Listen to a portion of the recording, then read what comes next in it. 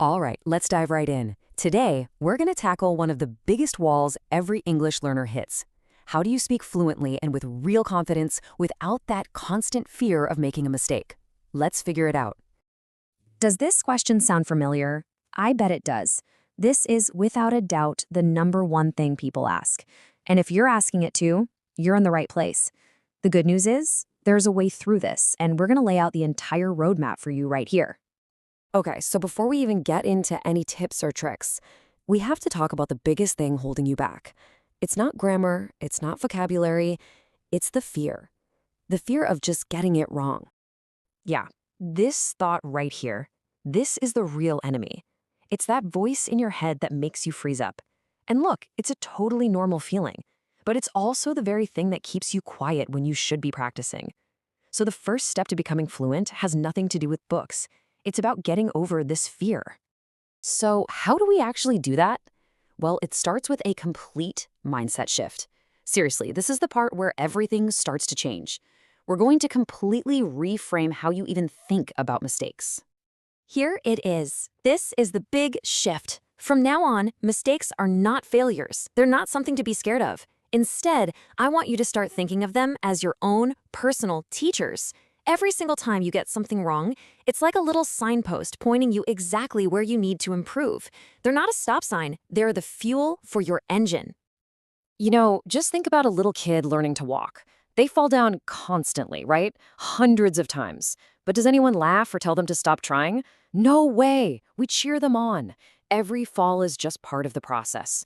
You have to give yourself that same permission to stumble with English.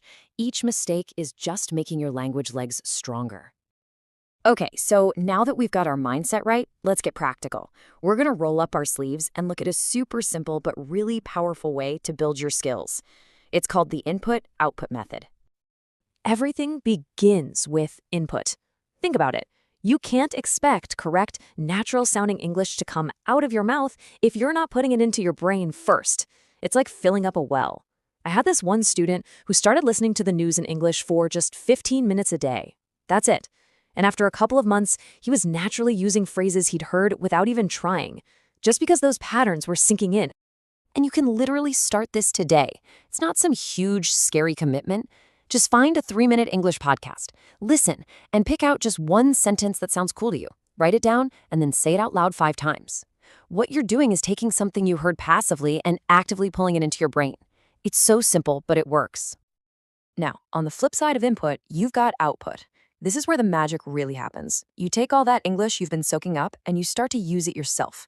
It's not enough to just be a sponge. You have to wring the sponge out. We're going to focus on 2 killer methods here: shadowing and writing. Shadowing is it's fantastic for your rhythm and pronunciation. You're not just repeating words, you're trying to copy the music of the language.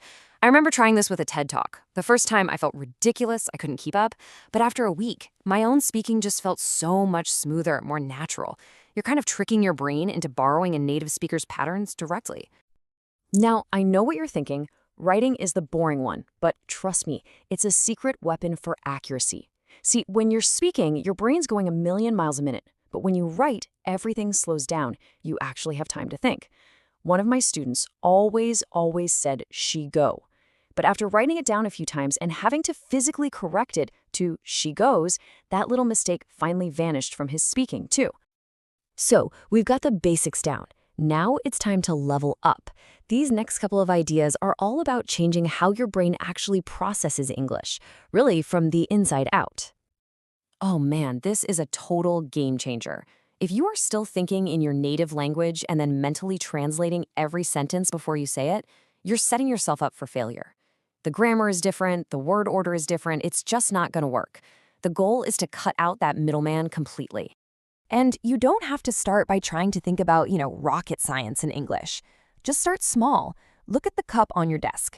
And in your head, just think, that is a cup. It's my cup. The cup is blue.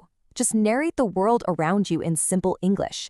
It feels a bit weird at first, for sure, but you're literally building a new habit in your brain. Okay, here's another golden rule that will make you sound more natural almost overnight. Stop learning single, isolated words. You need to start learning words in chunks, in phrases, because that's how we actually use them. Just look at this. If you only learn the word decision, you might try to say, I did a decision, which, sounds wrong. But if you learn the whole phrase, make a decision, you're going to get it right every single time. Learning these little chunks is one of the biggest shortcuts to sounding more natural and being more accurate. All right, we've got the right mindset and we have the techniques. But there are two last ingredients that really tie it all together and make sure you don't just stop. And those are feedback and consistency. This is so, so important. You can't always see your own mistakes. We all have blind spots, things we're saying wrong that we literally cannot hear ourselves. You need someone or something else, a teacher, a friend, even just recording your own voice on your phone to point them out. A student of mine used to record himself for 2 minutes every week, and he said just hearing his own progress was the single biggest thing that kept him motivated. So let's just put it all together. Here it is, your 7-step toolkit for fluency. We start with mindset. Mistakes are your friends. Then we build skills with listening, shadowing, and writing. We rewire our brains by thinking in English and learning in phrases. And finally, we find our blind spots with feedback. This is the whole path. And as we finish up, please just remember this. This whole thing is not a race to some finish line called perfection. It's a journey, it's a process, and you have to celebrate how far you've come along the way. Be proud of the progress you're making, because that's what will keep you going when it gets tough. So I'm going to leave you with this one last question. You have the toolkit now, you have the steps, but knowing isn't enough. Doing is what makes the difference. So out of everything we talked about, which one single step are you going to take today to move your English forward?